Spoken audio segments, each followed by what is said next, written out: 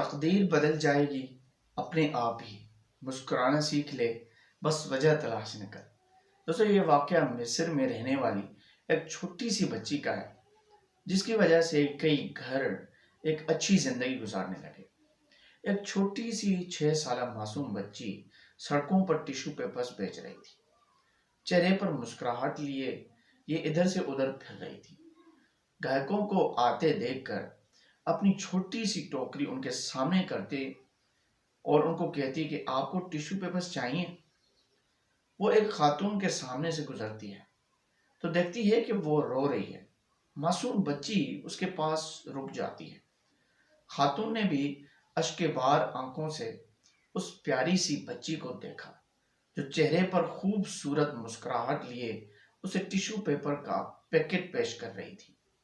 اس نے انجانے میں tissue paper نکالا اور اپنی آنکھوں سے آنسو پوچھنے لگی۔ اس نے اپنی پرس سے ٹیشو پیپرز کی قیمت نکالی اور بچی کو دینے کے لیے دیکھا تو وہ جا چکی تھی۔ دوستو وہ چھوٹی سی مسکراتی ہوئی بچی اسے بہت اچھی لگی۔ تھوڑی دور ایک خالی بینچ پڑا ہوا تھا۔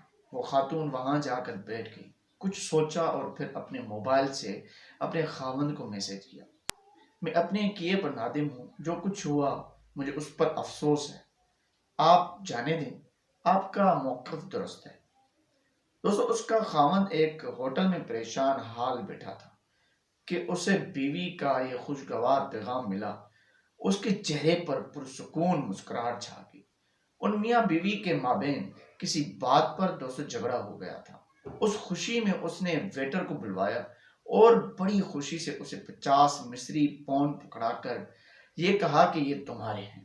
ویٹر کو اعتبار نہ آیا اور کہنے لگا چائے کی قیمت تو دوست صرف 5 پاؤنڈ تھی، باقی تمہارے ہیں۔ اب ویٹر کے چہرے پر مسکراہٹ تھی۔ ویٹر کو اتنی بڑی رقم کا ملنا کوئی معمولی بات نہ تھی۔ اس نے ایک فیصلہ کیا اور اس بوڑھی فقیر عورت کے پاس جا پہنچا جو فٹ پاتھ پر کپڑا بچھائے چاکلیٹ اور ٹافیاں بیچ رہی تھی۔ اس نے 1 پاؤنڈ کی چاکلیٹ خریدی اور اسے مسکراتے ہوئے 10 پاؤنڈ پکڑا دیے۔ باقی پاؤنڈ تمہارے لیے، اس نے کہا اور اپنے کام پر واپس چل دیا۔ دوستو بوڑھی خاتون بار بار اس 10 پاؤنڈ کے نوٹ کی طرف دیکھ رہی تھی جو اسے بغیر کسی محنت اور صلے کے مل گئے تھے۔ اس کے چہرے پر بے حد مسکراہٹ تھی۔ اس کا دل مارے خوشی کے اچھل رہا تھا۔ اس نے زمین پر بچھائے ہوئے اپنے سامان کو سمیٹا اور سیدھی قصاب کے دکان پر جا پہنچی۔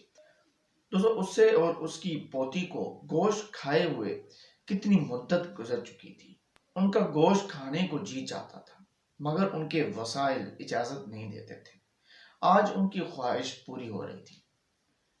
اس نے مسکراتے ہوئے گوشت خریدا اور گھر چل دی۔ بوڑھی اماں نے بڑی محنت اور شوق سے گوشت پکایا اور ننھی سی پیاری سی پوتی کا انتظار کرنے لگی کہ وہی تو اس کی کل کائنات تھی۔ آج وہ گوشت کھا کر کتنی خوش ہوگی۔ وہ سوچوں میں گم تھی کہ ٹیشو پیپر بیچنے والی اس کی پوتی مسکراتے ہوئی گھر میں داخل ہوئی۔ آج اس کے چہرے پر عام دنوں سے زیادہ مسکراہٹ تھی۔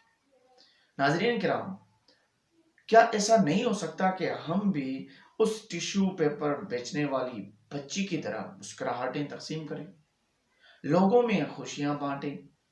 رسول کریم صلی اللہ علیہ وسلم کی حدیث پر غور کریں تو رسول اللہ صلی اللہ علیہ وسلم نے ایک حدیث میں اپنی امت کی رہنمائی فرمائی اور چہرے کی مسکراہٹ کی جانب توجہ دلاتے ہوئے فرمایا کہ تمہارا اپنے بھائی کے ساتھ مسکراتے چہرے سے پیش آنا یہ بھی صدقہ ہے۔